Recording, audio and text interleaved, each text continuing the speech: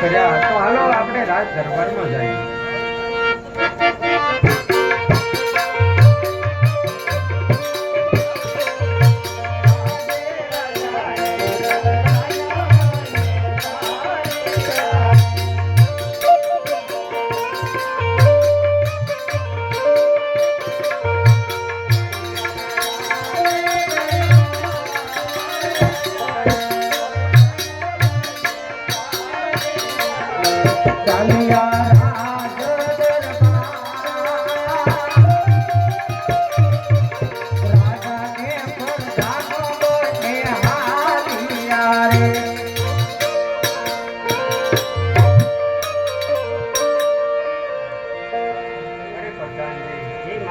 તમારા માતાશ્રીને બોલાવો.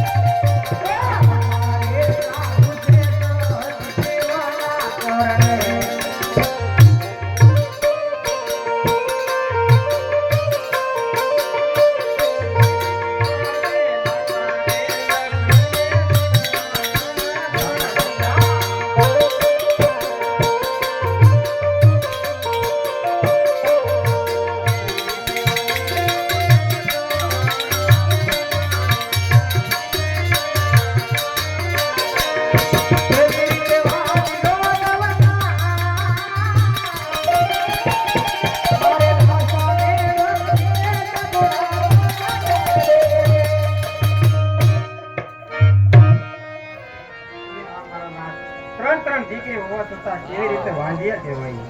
અરે હા સતી, હજી તમે સમજ્યા નહીં. દીકરી છે તો પારકા ઘરની આસ કહેવાય સતી. આજે પરણાવને કાચ પોતાની સાસરે ચાલી જાય સતી. પાછળથી રાજ કોણ ચલાવે? ભાડો બગડો કે લૂલો લંગડો પુત્ર હોય તો સતી આ રાજ ચલાવે. નહીંતર એક દિવસના સમયે આ રાજને તાળા દેવાનો વારો આવે છે. માટે હે સતી, તો મારે શિવના શરણોમાં જાવું છે તો મને રસ્તા મૂકી રજા આપો સતી. અરે હા મારા નાથ, શિવના શરણે જવું હોય તો મારી કઈ ના નથી, પણ આપણી દીકરી સગુણા 18 વર્ષની ઉંમર લાયક થઈ ચૂકી છે. જો તેમના સગપણ કરીને જાઓ તો અમારે કોઈ જાતની ચિંતા નહીં. અરે વાહ મારા નાથ, આ વાંજ્યા મેળામાં ને મેળામાં મારી દીકરી સગુણાના લગ્ન પર ભૂલી ગયો છું. હે મારા નાથ, આવા વાંજ્યા મેળા કોઈને ન આપતા મારા નાથ. ઘરે પ્રધાનજી, આપના રાજદ્વારને બોલાવો.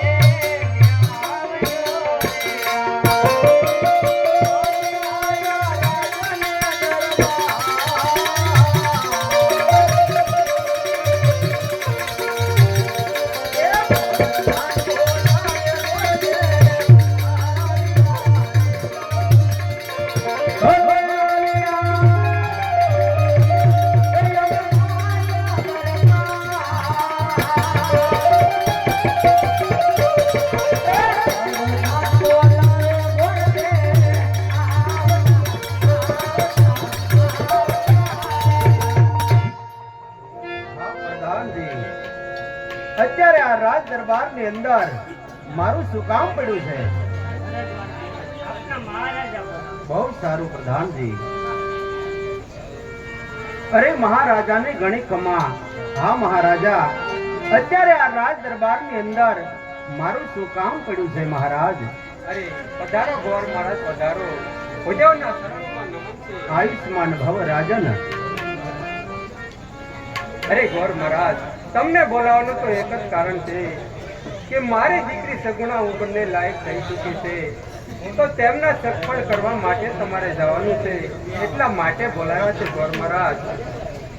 માટે જો આ શ્રીફળને ટકો દેશ જાઓ પરતે જાઓ, પણ મારી દીકરી સગુણાના સગપણ કરી અને વહેલા થતા પાછા આવો. અરે બહુ સારું મહારાજા.